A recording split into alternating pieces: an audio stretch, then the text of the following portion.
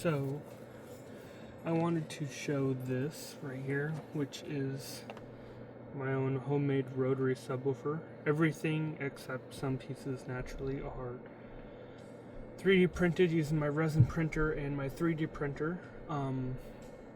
I got this design from a YouTuber. I forgot his name. He made his own design. I thought it was really cool. And his design made me want to make my own design. So this is it. It's an 8mm rod as the base with a 8mm bushing that has Loctite 620 on it as a retaining compound to hold or glue the bushing and rod together right here. And inside of here are two bearings. One bearing here, one bearing there. And they allow a very smooth, free-feeling movement. Of course, there's a little bit of friction, mainly due to this bushing added here. So right here is another bushing. It was a bearing at one point, and then it hit me, why is it a bearing? There's no need for it to be a bearing. You know, it's going to be sliding. It's going to be experiencing a lot of sliding. So I switched it to a bushing, so I had more than enough bushings to use. Each one of these took about 13 hours to print, but I printed them all at once, so all of them took 13 hours. And then the rods that are in here were also printed with the wings out of resin. I used Legu ELEGO ultra tough resin, black resin, as the primary resin for this because it's tough and strong. And it worked out pretty good. So far where I'm stuck at the most is actually figuring out the speaker I want to use for this. And the name of that YouTuber, by the way, is Nathan Bulle, B-U-L-L-E, Bull. And I really liked his videos. I made comments because his videos inspired me to make one of these. And if I turn this upside down, this is what it looks like from the bottom. I think it's pretty cool. Once again, it is based off his design, but of course I took my own liberties and did whatever I wanted to do to make it work for me.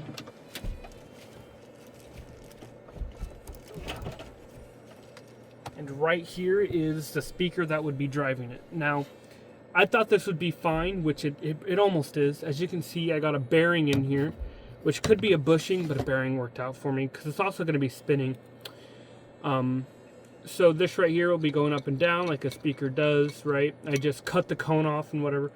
My biggest problem right now is I made this custom ring right here that I 3D printed out of resin. I made it too shallow. It's too short. It needs to go up like probably about an inch and a half.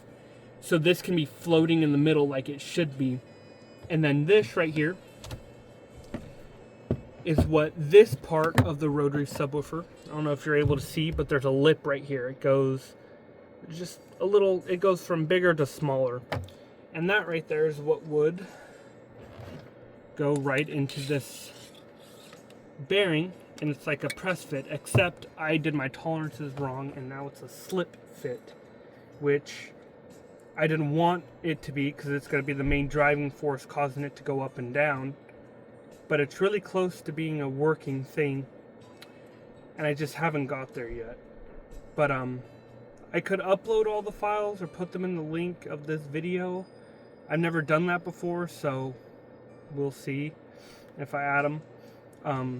But this is pretty much where I'm stuck at. I just have to buy more plastic to reprint stuff, and I have to take the time to print it, and then I have to get this main part right here, which all the blades are attached to. I have to reprint this, and that's a pain in the butt to reprint.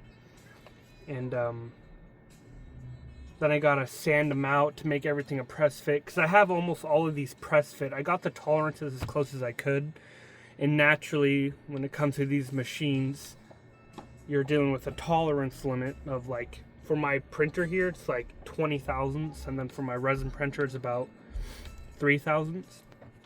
So right here I have to sand this and get everything press fit I did use some glue for some of these, but as time went on, as they broke and I had to redo them, I figured press fit would be better.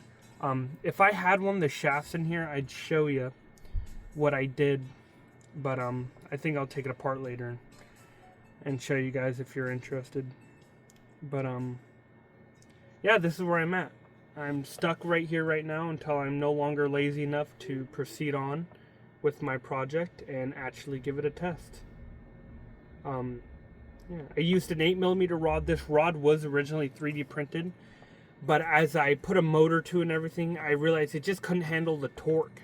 I mean, I'd see the whole shaft twisting as I added more torque or wanted to go faster, and I figured the best way to do it is just with the metal shaft, you know. The rest of this could probably handle the forces going through it, but this shaft right here holding all the weight and everything should at least be made out of metal. So if you guys have any questions or improvement ideas, definitely let me know, and I'll do the best I can with it. This would be my first real video, so tell me how I did. I appreciate it, and thank you for watching.